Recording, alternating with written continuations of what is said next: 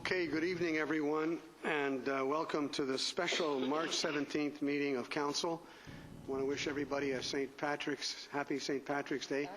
I was going to ask a certain person from Ireland to start off a singing rendition of When Irish Eyes Are Smiling, but maybe we can consider it after the meeting. Okay.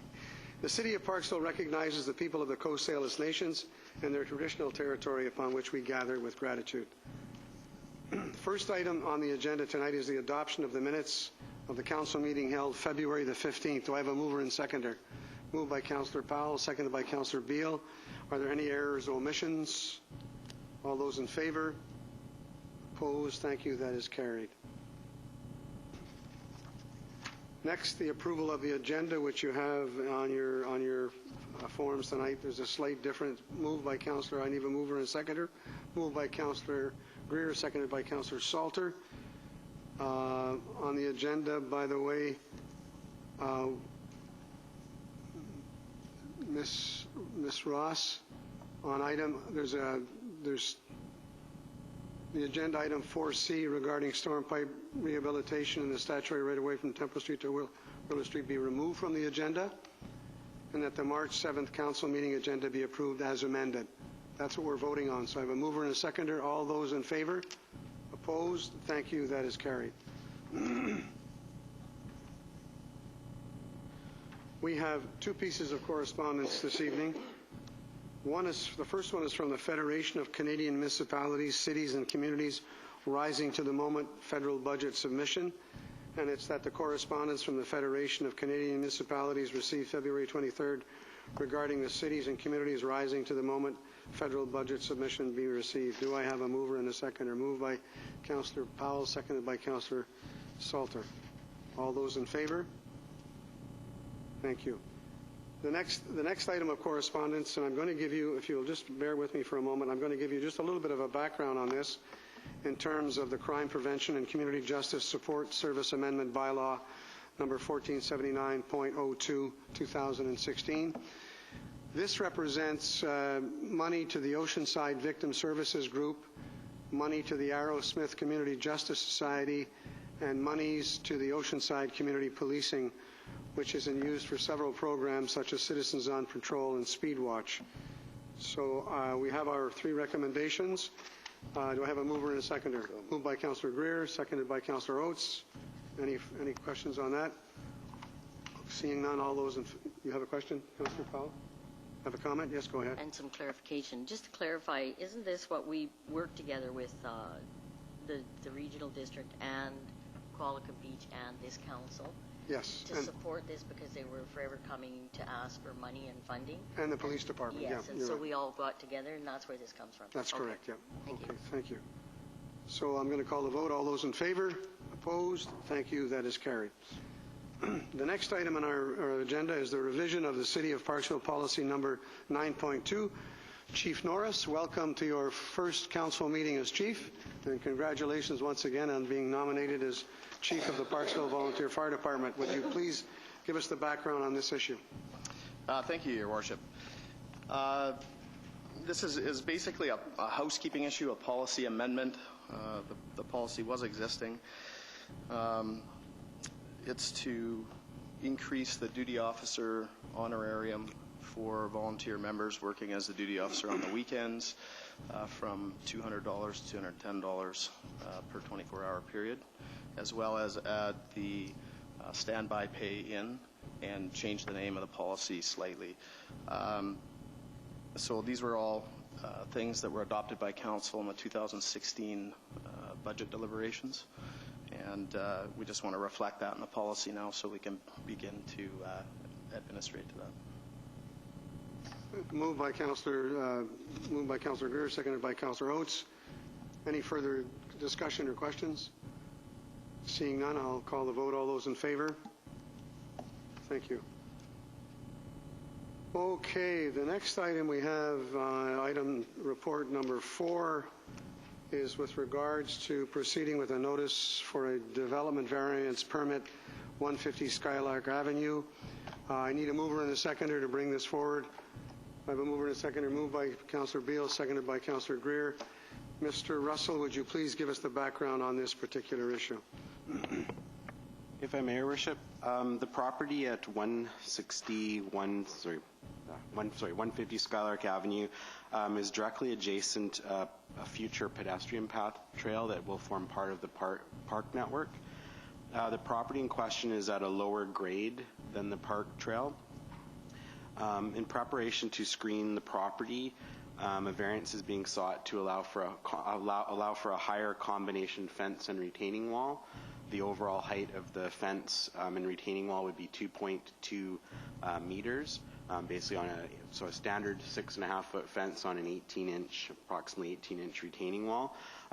In this case, the subject property is lower than the park path beside it. Since the staff report was prepared and staff conducted a site visit at the time the fence was not present, it appears that it is now being constructed. I do note, and quite frankly, at the staff level, we're not happy about this either. At the end of the day, I have to look at it through the lens of, is the request still an appropriate request as far as from a reasonableness perspective of the nature of the request. Given that this is the lower property, it appears that the request in of itself appears reasonable at a staff level. I do note that the numbered company that owns the property appears to be in the names of the future house owners. So at the end of the day, they're the ones that will have to live with whatever the result is, not the guy that necessarily constructed it. Thank you. Any questions on this issue? Councillor Oates, and then Councillor Powell, and then Councillor Beale. So with respect to the variance of the fence, I will take my direction from staff. With respect to that, I did go and I had a look at it, and and on the surface, perhaps a variance to the fence height should be required. However, I am not going to be supporting that application tonight because I understand that from the report that this staff visited the site on February 11th. There was some discussions with about the process, I'm assuming, with the property owner. Subsequent to that, I understand the property owner came and attended a coffee with council meeting and discussed the fence. So I believe that the ability for the property owner to say that they weren't aware what the process was doesn't exist, and this is a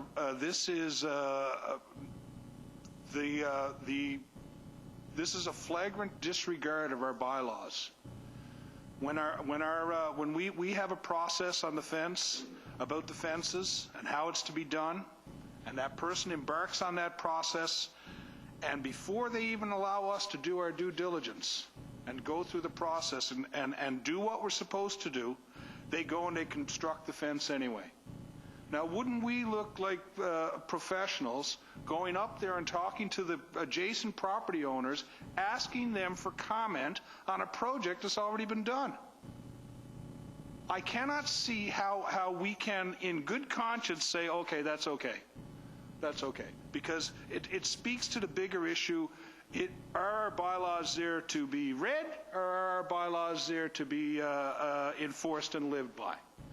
And in my opinion here, the issue of whether or not the variance should be granted for the fence height cannot even be considered until that piece of property is bylaw compliant. So I suggest that if they wish us to make a decision as whether or not the project should go ahead, we should reset the clock to before the project starts, and then we can make the decision. And then I will likely make the decision that yes, to grant the variance. But to rub our noses in it, the way that I feel that our noses have been rubbed in this, unacceptable. Unacceptable. We need to send a strong message, and here's our opportunity to send a strong message. We're paying attention. Our staff went out there and they did their diligence, and before they got off the site, they started doing the construction. Unacceptable. Dead set against considering the application at this time. Thanks. Thank you. Councillor Powell, and then Councillor Beal. Thank you, Worship. Through you to the Director of Planning. So you said that you went out there and the fence was already started to be built. Did anybody have a conversation with that person when it was building the fence? If I may, Your Worship, through to Councillor Sue Powell, that's not what I said. Site conducted a site visit. At the time, there was no fence. Okay, and so I thought I heard you say that somebody had gone out there afterwards. That is our understanding through information that we have become privy to, yes. Okay, and so do we have the ability, when people ignore this bylaw, to issue a fine, or what are our options? If I may, Your Worship, through to Councillor Sue Powell, typically the process, my understanding of it is, and I'm not in bylaw compliance, is that they would be given notice to remedy the situation, and that is a time frame involved. I believe it's usually 30 days to remedy the situation. In this case, there would be two options to them. One of them would be to apply for a variance. The other would be to modify the situation itself. So that would be the typical bylaw compliance remedy. If after that it wasn't dealt with, then the city can impose fines and take legal action potentially. Follow up? Yes. And so does that mean, what does that mean in regards to this motion then? Would we just not accept, would we need to defeat it, or would we, because it's sort of like the cart before the horse? If I may, Your Worship, through to Councillor Sue Powell, certainly Council has every right to defeat the motion. That would then put them on notice to have 30 days to either successfully get a variance or successfully modify what is on the ground to be in compliant. And then after that time period, then the city could pursue fines, etc. To modify what's on the ground would affect the homeowner. If I may, Your Worship, it would ultimately affect whoever will live in the residence. That is correct. There's a number of ways they could resolve it, but it will ultimately affect how the lay of the land on their property. If I may, Your Worship, I might have a suggestion. I know there was some, I'm aware that staff were out talking with this particular builder. What I might suggest, I know that it was discussed that the builder should not build the height of the fence beyond the bylaw at this point. I am aware that there was some discussion that they're free to build a fence only to the height of that's identified in the bylaw at this time, and if they wish to pursue a variance, they can come in and do that. What I might suggest is, I haven't been out to the site myself to see how high that fence is, but what I might suggest is that we, staff, go out and check the height of the fence to make sure that yes, they may have in fact have built a fence, but to check to make sure that it is not beyond our bylaw prior to making a decision on whether to pursue any action towards the builder. Okay, thank you. Councillor Beal. Thank you, Worship. I too am not, I was not impressed to see that this fence was built prior to receiving the variance, although I understand what Mr. Figuera is saying, and that perhaps it does meet the requirements, although I don't believe it does. That being said, I too want to just look at the reality of the fence. I also met with Mr. Russell to learn a little bit more about the lay of the land, quite literally. And my understanding is that from the pathway side, first of all, this fence is such that it's the end property. There isn't really anybody on the other side. There is a public pathway. That pathway, if there was no fence and a fence was built there when the pathway is completed, it would be done by the city. It would be a chain link fence, and in fact, it could be as high as the finished fence is right now. So for a number of reasons, although I am really not impressed with the supposed professionalism of the builder, the builder did come in to see me at Coffee for Council. That was after receiving the letter from Mr. Russell regarding the concern that procedure wasn't followed. And the builder did tell me that he was a professional and certainly he could lower the fence if that's what's needed.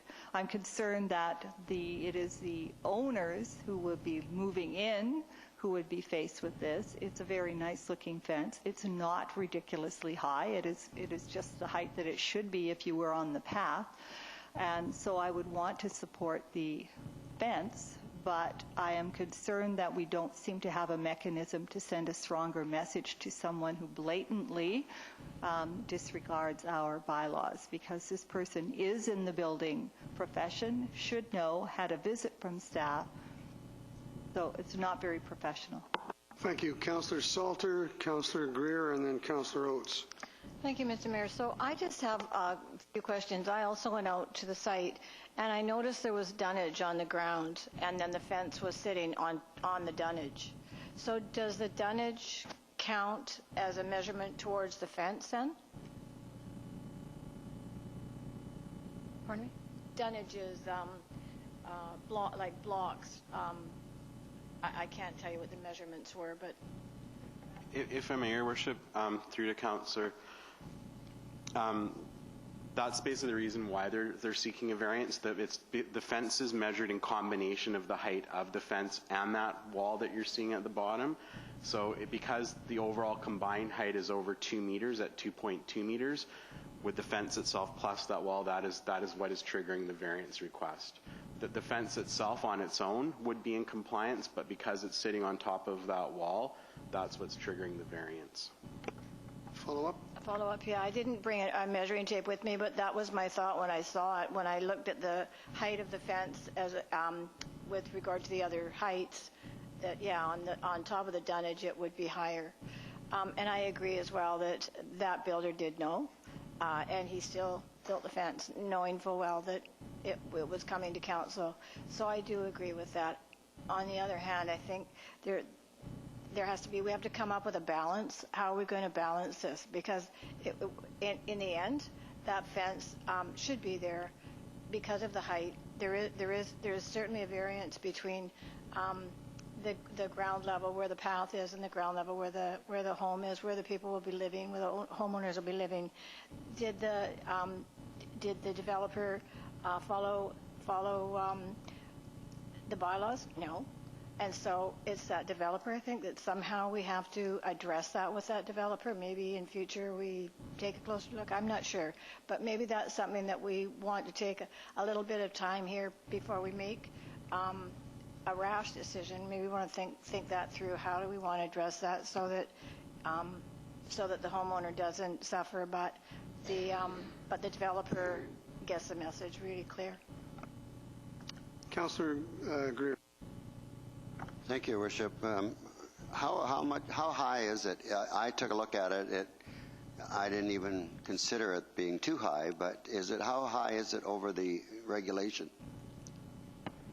If I may, Your Worship, through to Councillor Greer, it's 0.2 meters, which is approximately 18 inches.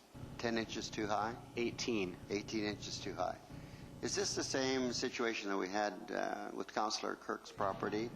And what was the end result? I forget what the end result of that was. Okay. Okay, thanks. Councillor Powell. Thank you. I don't want to confuse the issue here. The merit of whether or not the variance should be granted is a separate and distinct issue from what the process being respected. You know, I don't think it would be rash for us to say, if you want us to embark on a process, let's everybody start at the start line. Tear down your fence, come to us and ask for the variance and we'll grant it. But until the fence is up there, no, absolutely not. What a mockery we would be making of our processes and our bylaws and that. For us to do that, what kind of message are we sending to the developers out there? The bylaws are in place, but you know what? Go ahead, do it anyway, because likely council is going to approve it. And even if they don't, what difference does it make? Go ahead, do it anyway. This is crap. This needs to be stopped, and the only way to stop that is to send a strong message. And doing what our process dictates that we should do is not a very courageous step to take. All we got to do is follow the bylaws that we've agreed to and we've created here and say, let's do it. The guy's in contravention of the bylaws. Right? Don't come to us and ask us to make a decision to change your bylaws. Maybe we got better things to do than go around chasing people who contravene bylaws to grant them variances to put them in compliance. get in compliance, then come to us just like everybody else in the city has to do, and then we'll consider it. I urge council that we defeat this, tell them to tear down the fence, and then come and make an application for the project before the project starts, just like it says we're supposed to do. Can you imagine us here approving this here tonight, and then going to the property owners and saying, what's your opinion on the fence that's already built? Don't make any sense. Okay, Councillor Powell. Thank you, Worship. So I've listened to everybody speak to this, and I tend to agree with Councillor Oates. This is a situation where they didn't ask for permission. Now they're asking for forgiveness. We do have a bylaw, and I had the same reaction as Councillor Oates did when I first saw this come forward, because it is like, why do we have the bylaws? Why do we have them if we're not going to enforce them? And my first response was tear down the fence. I've heard people say that it's going to be the homeowners that wear it. If they went through the proper process, it wouldn't be the homeowners. They'd have an approved variance permit to build that fence the height that they needed to. So I'm not going to support this motion either. Just a moment. The issue here, I don't know whether this is I guess it's Mr. Russell's, I'm addressing this to. Who authorized the construction of the fence? Was it the homeowner or was it the contractor? Who gave the order to build the fence? Your Worship, Do we know that? I don't believe we'd be in a position to know that. The timing of it would be between the property. It would be privy information between the property owner and the builder. So we wouldn't have any idea who. And if Councillor Oates is correct in his rationale with regards to this, the determinant as to who comes back to ask for permission in a proper way, who's ultimately responsible for the cost? There's going to be a cost for this to somebody. Is it going to be the owner or is it going to be the contractor? And do we get caught in any kind of a mishmash with that issue? If I may, Your Worship, who actually pays the check, we don't know. At the end of the day, the applicant is ultimately the property owner. The property owner is the one who's made the application, so the application is always in the property owner's name.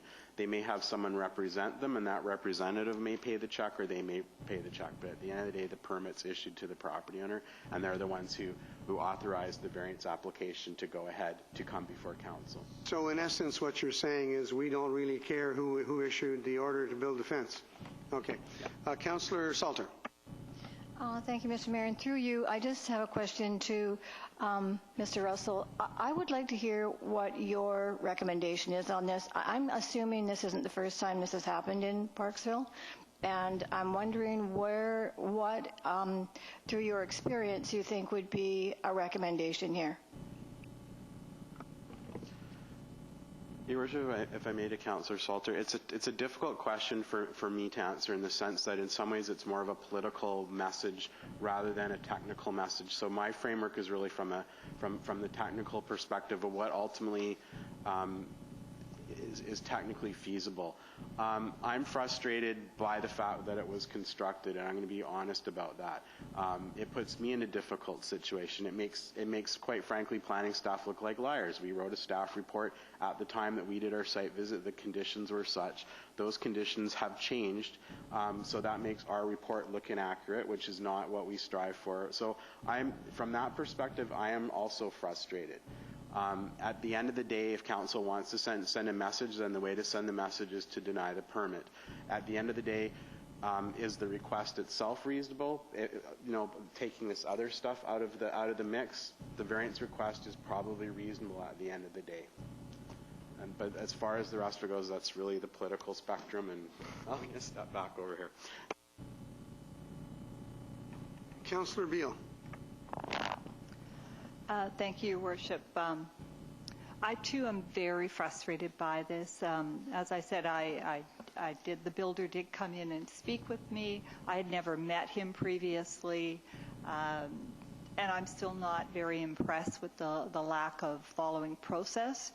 I also look at that fence, the reality of where it is, alongside a public path, somebody's moving in, all that sort of stuff. And I think it would be reasonable to, in fact, grant that variance. And I sympathize with the feelings expressed here, and I don't want, as I told the builder, you know, this makes us look like what? Like fools. Like here we are talking about something that's done. It makes us look stupid. But I also don't want to do something based on spite, and I feel like I'd be going against this request because I'm being spiteful. Again, I think that we need to look at this. I'm concerned that other people might do something and be unaware. That was not the case here. This person had applied for a variance, therefore knew about it.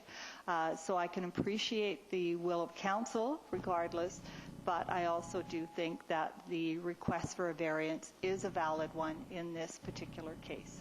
Can we call the question, please? Excuse me. Can we call the question? I just have one more. I want to just have one more question to Mr. Figuera. You made a comment earlier about verifying the height of the fence, but yet it's 18 inches. Can you explain that? Did I misunderstand you? If I may, Your Worship, yeah, I wasn't aware that it's actually been measured. It sounds like it's been measured by staff. I am aware, though, that this particular builder was told not to build it higher than the bylaw until they got a variance on this. That was very clear message, and I wasn't aware that it was actually measured after he built it. So. Thank you. So we're going to call the vote. There's no motion. Oh. Well, did I have a mover and a seconder for this item? I did. Who were the movers and seconders? Okay, so I did have a mover and a seconder, so now I'm going to call the vote unless there's any further discussion. All those in favor of the recommendation? One in favor? Opposed? Wait a minute. Let's start over again. All those in favor, get your hands up. 2? Opposed? The motion is defeated. Do we need another motion, Mr. Russell, to send a message or to contact? Would it be appropriate at this time? Or do we just simply go back and say that the request has been defeated and you've got to start over? If I may, Your Worship, staff will certainly be writing a letter indicating the resolution that council's passed and what their next steps will be to address the situation. Thank you very much. Okay, we removed report number C, the storm pipe rehabilitation. We are now on report number 4, which is the follow-up report, purchase of electric vehicle charging stations for fleet vehicles. Mr. Figuera, would you please give us the background on this issue? And just before you do, I need a mover and a seconder for this item. Moved by Councillor Salter, seconded by Councillor Patterson. If I may, Your Worship, before council is a report to seek council authorization to use gas tax reserve funds to purchase and install charging stations for the electric fleet vehicles that staff are currently in the process of purchasing. There was a report that already came to council entitled "The Heavy and Regular Duty Fleet Renewal." It was dated February 2nd, 2016. So this measure is in support of that fleet renewal. We're going to be acquiring some electric vehicles, and we need to have these stations up and running so that we can support those vehicles. The recommendation is as per the report. This money is coming out of the gas tax reserve fund. That is correct. Which we have money in to do the job. That is correct. Okay. Any questions for Mr. Figuera? Seeing none, I'm going to call all those in favor. Opposed? Thank you. That is carried. Next, we have a report regarding homelessness and overnight accommodation in public spaces. I need a mover and a seconder for the motion. Moved by Councillor Salter, seconded by Councillor Powell. Mrs. Kelleher, would you please give us a background on this issue? Thank you, Mr. Mayor. Council had asked staff to investigate options for regulating overnight accommodation on public lands. In October of 2015, the BC Supreme Court issued its decision in the Abbotsford v. Shantz case. This case and several other recent cases provide direction to local governments on their delegated authority to regulate overnight accommodation in public spaces. The court indicates that local governments cannot enact an outright prohibition on overnight accommodation on public lands by people who are homeless. Section 7 of the Canadian Charter of Rights and Freedoms grants a constitutional right to someone who finds themselves homeless, allowing them to erect temporary shelters and take up accommodation on public lands in order to sleep during the night.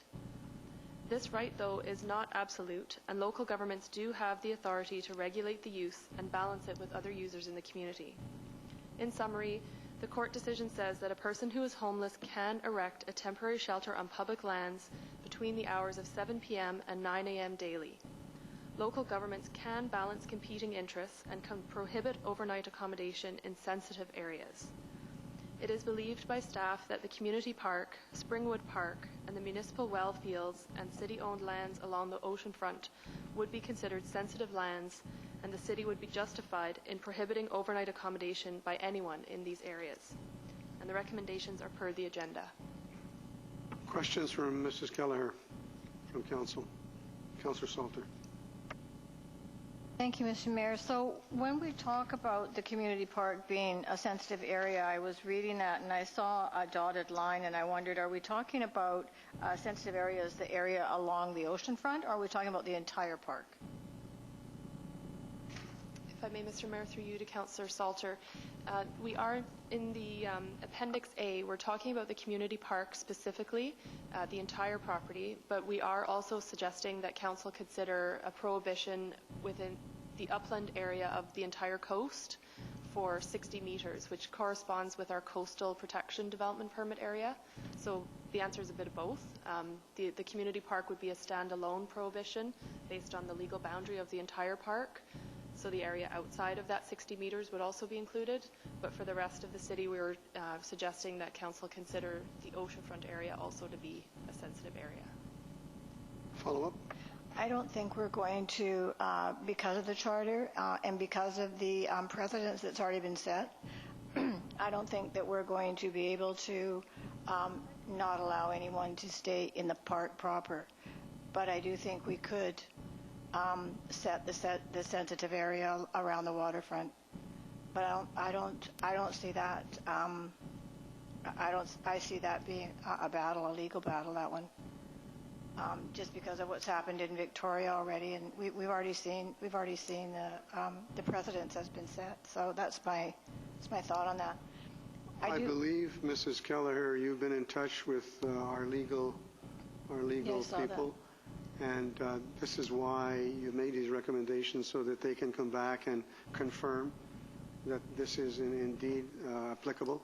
I want to also let Council know that we want to move forward on this and get it straight now or within the next month or two, because the tourist season is coming and we have to have something in place that is legal, that is declared legal by the legal authorities. So. Any other questions for Mrs. Kelleher? Yes, I was going to also mention that I'm sure we all saw the letter from Friends of Foster Park. They're also not wanting folks to be sleeping in their park. So this is I see this, kind of being a bit of a watershed here. It'll just carry on and carry on and carry on. And so for us, the question is, how do we address this really in the end? Because who does want to be stepping over anybody or their clothes or their blankets in a park at any time? None of us do. But we as a council, I think, need to come to some kind of decision on how we're actually going to deal with this. It's not going away. It's going to happen. They're going to keep coming. There's a lot of costs. So that's the purpose. That's the purpose of the report. This isn't dealing with it at all. This isn't dealing with homelessness at all. No. This is not. This is about. This is about itinerant. Yes. Yeah. Not about homelessness. Well, it is. Homelessness people might be doing that, but it's not. It's not to deal with. Well, there's something I'd like to say. So what I'd like to say is that although we're dealing with something that is the result of an outcome, we're dealing with the result of something. This isn't going to stop. It's not going to go away. it's going to be big. How are we supposed to police this? It's expensive. There's a whole lot more to this than keeping people out of parks. Thank you. Okay, any further questions for Mrs. Kelleher, for the Director of Admin Services? And I would ask after, we'll take the vote in a moment, but I think that this is a very important issue. When I saw the Foster Park letter, is Foster Park included in those areas that would be, so Foster Park would be acceptable in terms of camping? Is that so, Mrs. Keller? So, thank you, Mr. Mayor. We have heard at the staff level and in our consultations with the RCMP that there is not currently a problem in Foster Park. Foster Park is a very well-used neighborhood park. There is a person who lives on site in a caretaker's home, and it doesn't necessarily have the same vegetation coverage and areas that would be supportive for people who are looking for that kind of shelter. So when we were looking at recommendations for these key sensitive areas, from a technical objective perspective, it didn't meet some of the other criteria that the 3 areas that we suggested did. So that's why Foster Park wasn't included. And as Councillor Salter points out, I think every neighborhood park, the neighbors would want the prohibition. But what we're trying to do is create a bylaw that would be defensible in court, that's not overbroad, that has an element of reasonableness, and basically is focused on land use and trying to balance the competing interests and not focus on individual people or activities. You don't have a question. Councillor Oates? If I understand it, it's in our best interest to create a bylaw and identify areas where this sort of activity can happen, because in the absence of such a bylaw, it can happen in all the public spaces. Is that too diluted? But that's exactly what's going on, right? If we don't designate areas where it can happen, then that means it can happen everywhere. Any further questions? Councillor Beale.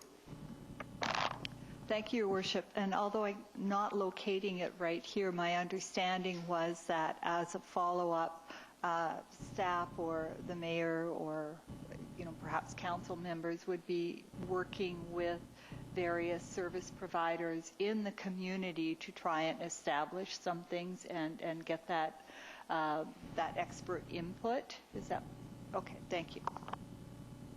Okay, if there are no other questions, Councillor Salter? Okay, follow up? Yeah, well, no.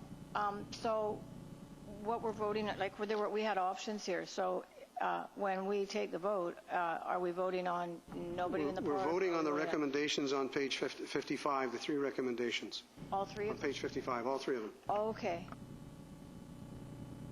So we're going to call the vote. All those in favor of the 3 recommendations as listed in the... Sure, go ahead. On recommendation number 2, where that staff be directed to repeal the existing bylaw, does that mean there's going to be a period of time where we have no bylaw, or does that one get repealed, just one replaces the other? Okay, thank you. Okay, so we're going to call the question on the 3 recommendations. All those in favor? Opposed? Thank you. That is carried unanimously. Thank you, Mrs. Keller. All right. And by the way, timing-wise, we're sort of hoping to get this in place before the 1st of May, if we can. Thank you. That's important. Okay. All right. Oh, my. We have the 2016 Spring Grant and Aid applications, and this is the responsibility of the mayor. And I'm going to ask Councillors Powell and Councillor Greer to take on this onerous task for the Spring Grant and Aid Select Committee. So that's my motion, and I guess I can't make a motion. I need a mover and a seconder for that. I'll make a motion. Okay, Councillor Greer made the motion, seconded by Councillor Patterson. All those in favor? That's great. Opposed? My hand up. You lose. Okay. So we're moving on to bylaws tonight for final adoption. We have the Water Service System Amendment Bylaw 2016, number 1320.27. Do I have a mover and a seconder? Moved by Councillor Powell, seconded by Councillor Greer. All those in favor? No, I want to speak to that. I'm sorry, you go ahead. So I know I wasn't here when that originally came up, but I have received a lot of mail from correspondence from citizens, and they're stating that the timeframes for October and April are too restrictive for them. And so I did a little bit of homework and looked at rainfall for those months, and rainfall in those months is actually quite high. So if we want to have restrictions, perhaps so be it, but maybe the time frames for watering could be increased so that folks who don't want to be outside in the dark or don't whatever, when we switch over, can be out there and it'll be daylight and they can do their watering or whatever they're doing. It's not everybody has timers. We did discuss that, and the conclusion was that we'd stick with the bylaw as it's written. Okay. That's why we're at the final adoption. Okay. Okay. So I'm going to call the vote. All those in favor?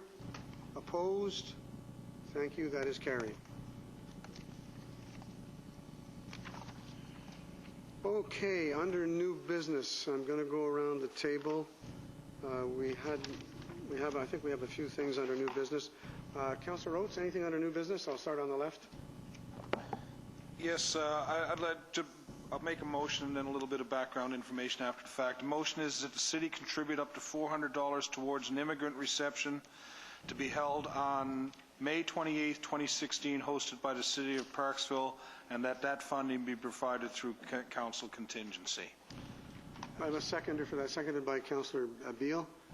And this is on the heels of the very successful one that they've held down in Nanaimo. The feedback is that a lot of the folks that are attending the Nanaimo event are actually from the Oceanside area, so we wanted to let the new immigrants know that we're a welcoming community as well. I think this is a wonderful idea, and I'm glad that the mayor brought it forward and brought our attention to it, so hopefully council can support this. And I've been dealing with Miss Hildy Schlosser, who's the new immigrant, executive director of the new immigrant bureau in Nanaimo, and she's prepared to help. They will probably do the contacting of all of the individuals. We'd hold it here in the forum. We'll do it on a Saturday, and it'll be an hour or two. I fully intend to invite, I've spoken briefly with Mayor Westbrook, and I'll invite some electoral area directors, because these are people not only in Parksville, but they're all in the Oceanside area. Okay, so I'm going to call the vote. All those in favor? Opposed? Thank you. That is carried. That's for you, Councillor Oates. Nothing else under new business? Okay, Councillor Beale. Moving on. Thank you, Your Worship. Yes, I have two items I'd like to bring forward. The first of all is regarding a plan for a Parksville broom busting day. So I'd like to move that the city contribute $250 toward Parksville broom busting day to be held May 14th, 2016, hosted by the Broom Busters, and two, that the funding be provided by council contingency. And I believe that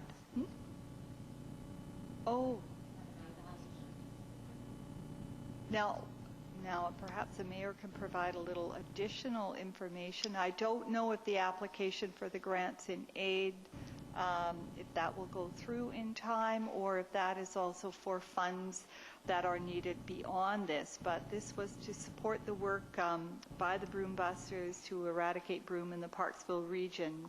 When were the grants and aid being held? I don't know. Does anybody know? Yes, Director of Communications. If I may, Your Worship, I think it's April the 18th. Director of Communications. If I may, Your Worship, it's my understanding that Joanne Sales put in an application for a grant and aid, thinking that that's what she had to do to get the $250 for the Parksville Day. So I think it's her understanding that that application is now null. Okay, thank you. This is the $250. Okay. let's do this then, because we don't know, I don't know when the grants and aid are going to be pushed through. So. Well, that's the thing I was going to say, that if we do approve this, then we could take that into consideration with the grants and aid application. It allows Councillor Greer to take a red pen and say no. And I don't know if much further information is needed. Joanne came and gave a very good presentation, but in addition, the funds would go towards purchasing juice boxes, gloves, loppers, supplies for the volunteers, and the city would promote the event through the website, social media, and the city news page. So we have a mover and a seconder, I believe. No, we don't? Dan wants to speak. Okay, we'll speak to the motion. So because we have a request for a grant on the books right now, I would like to know which it is. So I can't support that until I know whether that was a mistake, that she made two requests and really only meant to make one. And I don't know that, so I wouldn't support that tonight. But once we get the answer, we could look at it. I think what happened was that Mrs. Sales made the request through the grants and aid before realizing that this council would approve. That may be. That may be. But I don't know that for sure because I haven't spoke to her, so I don't know. For me, I would need to know for sure, and I don't. So I won't support that. I can't support that. Well, that's pretty much what's been happening. So I can't. I'm sure that when I talk to Mrs. Sales tomorrow, if this thing passes tonight, that'll automatically be dropped. Any other comments? I think that we should allow the Grant and Aid Committee to do the work that they've been tasked with. The Grant and Aid Committee are here tonight. They'll know what the decision was made with respect to this request, and then they can temper their decision on the Grant and Aid request with that knowledge. For us to want to.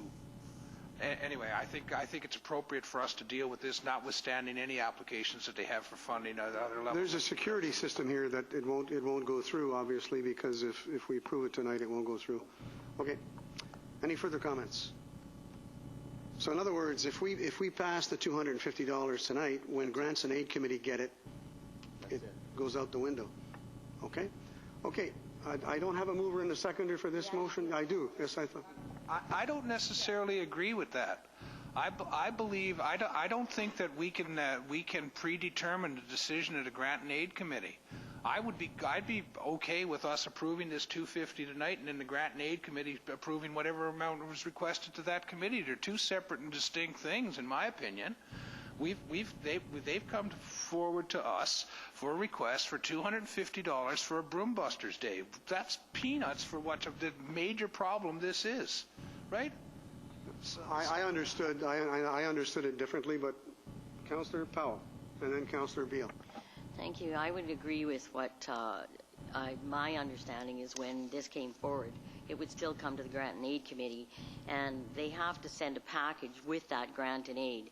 And I would be looking at what the grant and aid was for and what the money was for tonight. And if it's for one and the same, then we make that decision. But if it's for other things, then we make a decision based on their application. So. Okay. Councillor Beal. Should have been then Councillor Patterson. And just to add, finally, members of the Grants and Aid Committee are perfectly capable of also contacting the people who applied if there's any sort of need for clarification on this. So I have total confidence in them to be able to make the right decision with regard to this request. Councillor Patterson. Councillor Beal and Councillor Oates that were intelligent enough to make a decision and go with the $250 now and review the grant and aid application and go from there. So can we call the question? Thank you. Let's. Okay, call the question. All those in favor? Opposed? Thank you. That is carried. Anything else, Councillor Beal? Yes, I do, and my apologies if I didn't get it out to people ahead of time. I would like to move a request for staff to explore options and costs to provide a temporary protected pathway for pedestrians and cyclists along Despard Avenue between Craig Street and the Alberni Highway. Seconded by Councillor Powell. Okay. Can I You want to speak to that? elaborate a bit on that? Go ahead. Yes, thank you. Despard Avenue between Craig Street and the Alberni Highway is a very busy road, and there is a widened area on the north side which provides some safety for pedestrians. However, this area is not a smooth surface, which makes it very difficult or unusable for anyone with a skateboard, road bike, push scooter, or pushing a stroller, or using a walker, wheelchair, or motorized scooter. Despard Avenue is the only reasonable route for pedestrians and cyclists east of the Alberni Highway and south of Stamford wanting to access Springwood Elementary School, Springwood Park, or the health clinic. It is at the intersection that we have, and it is only at the intersection of Despard and the Alberni Highway that we have pedestrian-controlled crosswalks. As in, if people were to cross the highway, they'd have to go way out of the way. They'd have to go all the way down to the fire hall in order to safely cross the street and somehow get over to an area that has sidewalks, which they can't even do that either. So for all of these reasons, I would just like to ask that staff look into this and determine what the costs would be and what the options would be. Right, any questions for Councillor Beale? Councillor Oates. What's a path? And we're asking staff to go and investigate the costs of a path. What do you want, a paved path? Does it get incorporated to the existing asphalt? Are we building something new? Is it going on the north side, the south side? Is it for, I understand that we just a few weeks ago approved the purchase of those speed monitor things up there.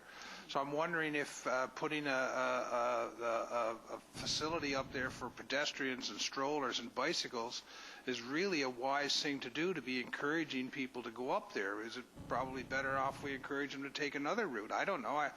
It seems to me to just tell staff to go out and explore the costs of building a path, there's a lot of landscape there.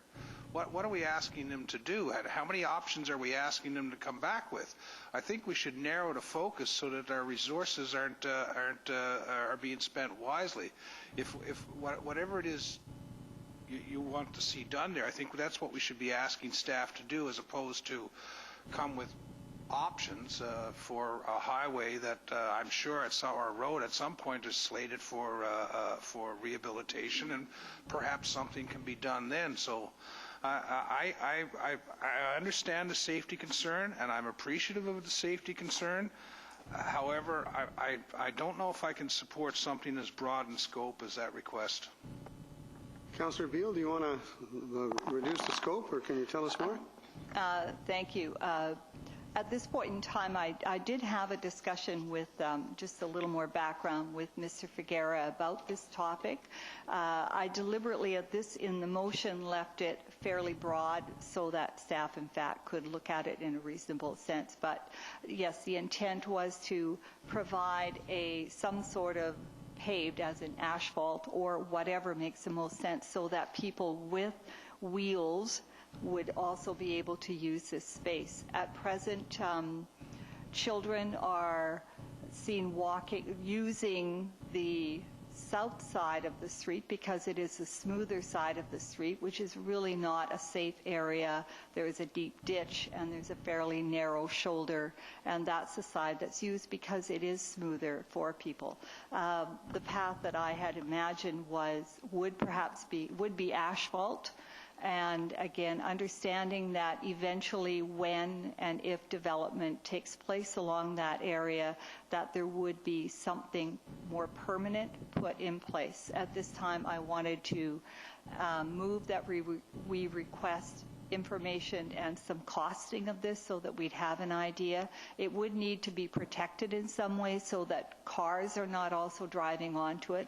But again, I wanted to leave that for staff to consider what would be in the best interest for the city and assets and costs, while keeping in mind that this is an unsafe situation for our younger residents and also parents going back and forth.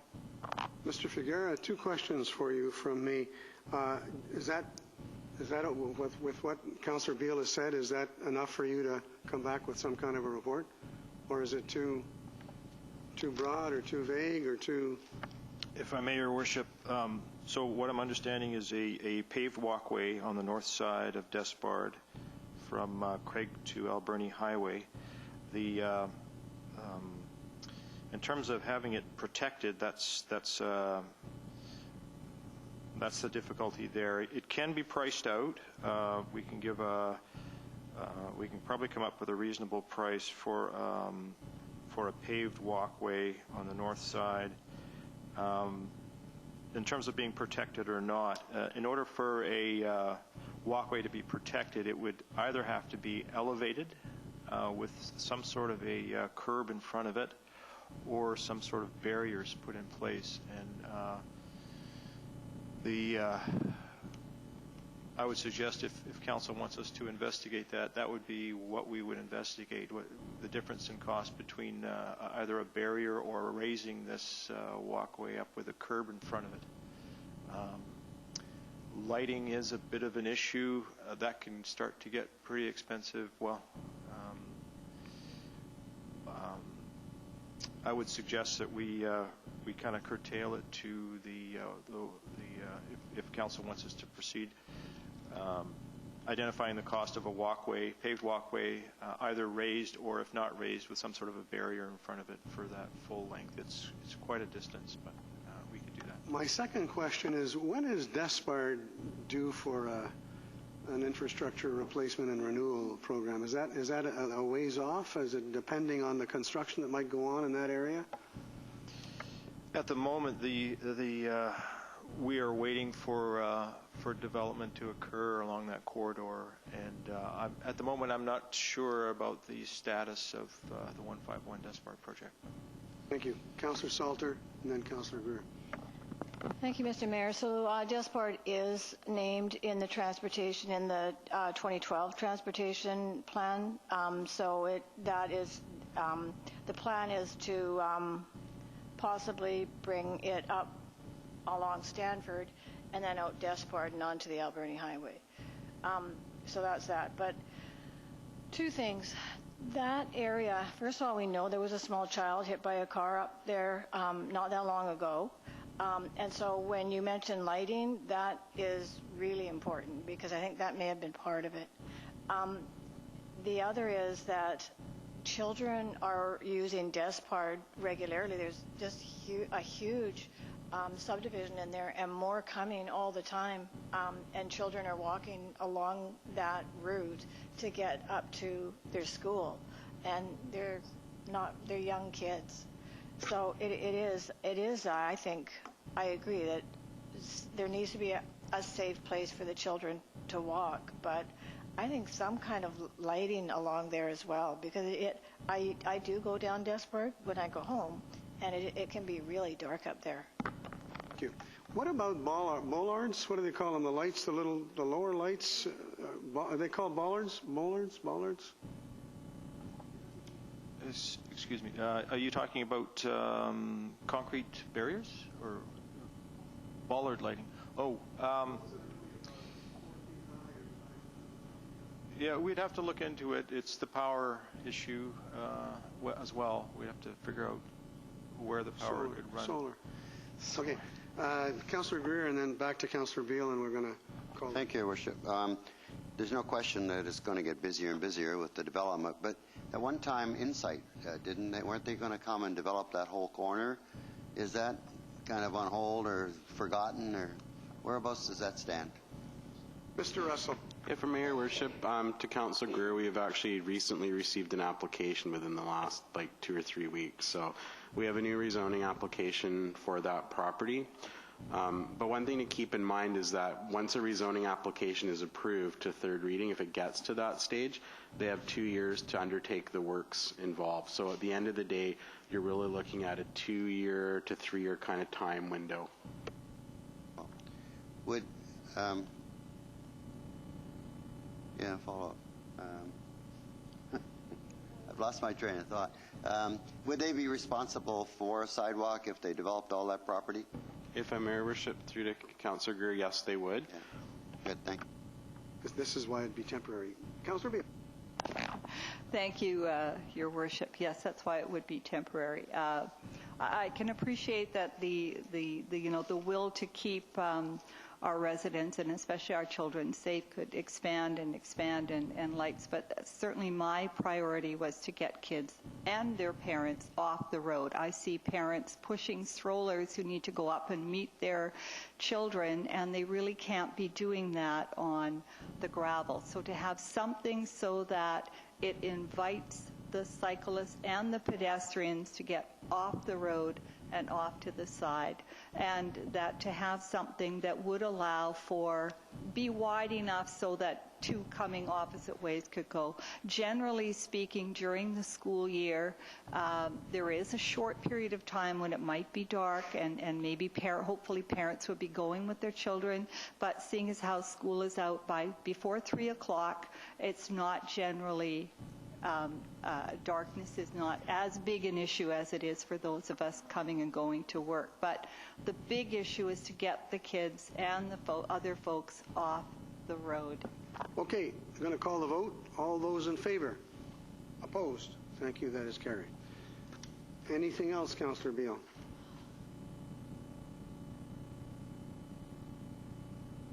Councillor Powell. Thank you, Worship. I have one. I would like the advocacy for I would like to advocate for the reinstatement of the BC Bus Pass benefit for people with disabilities.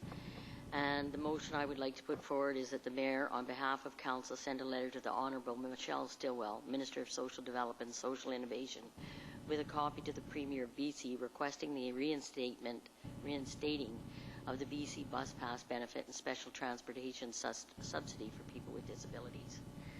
And I'll move that. And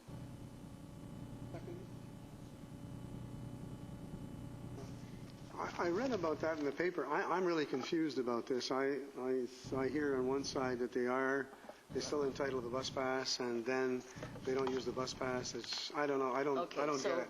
This is my understanding of it, and I work at the Ministry for Children and Families, and it's my understanding that there is a course that enables people with persons with disabilities to attend a course at VIU that's workplace essential skills training, and the only way they can get there is with the bus.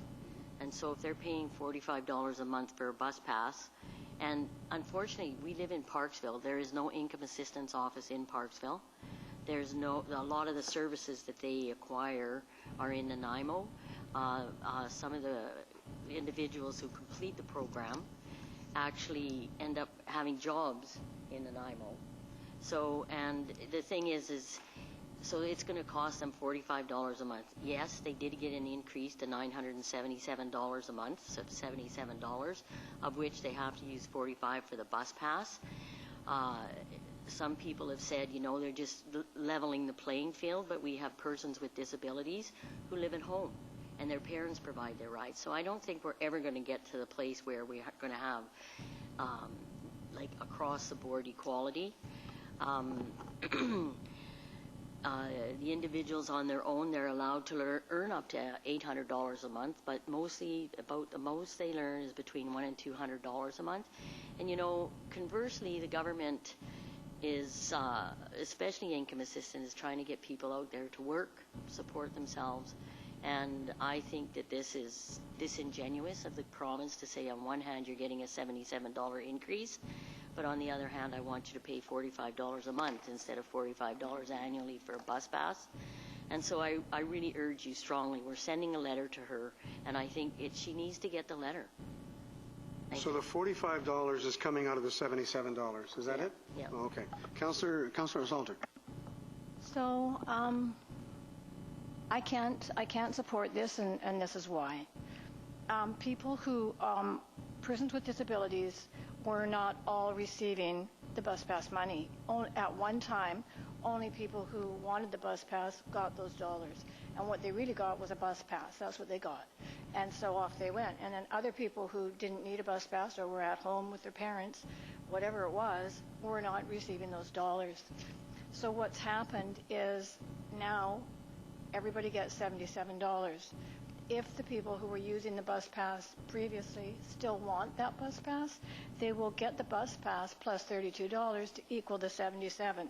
So overall is still even, because everybody who's PWD now is eligible, if they want, to purchase a bus pass and still have the $32 left over.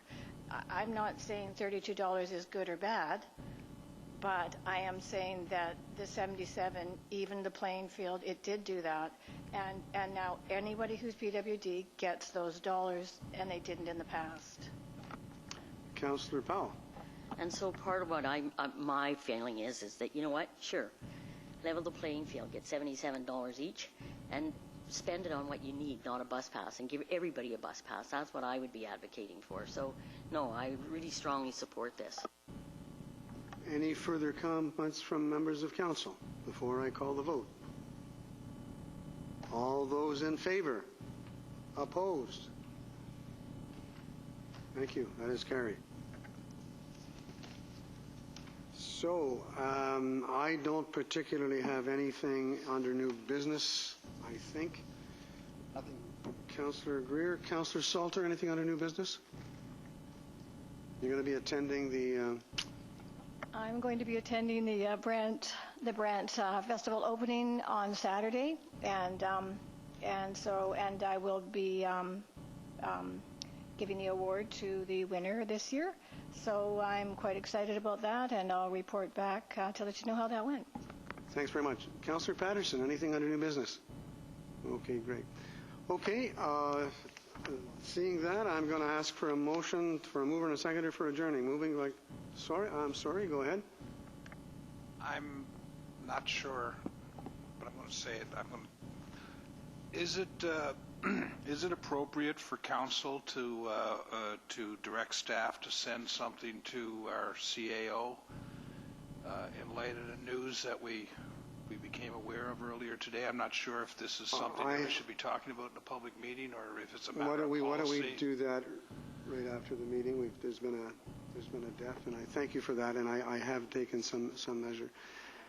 Okay, so any other new business? Anything else? Move to adjourn. Move to adjourn by Councillor Greer, seconded by Councillor Powell. All those in favor? Thank you. We are adjourned. And remember, this coming Monday night, we have our regular council meeting. Well, this meeting was supposed to be held on March the 7th. We had too many people. We didn't have a quorum, so we had to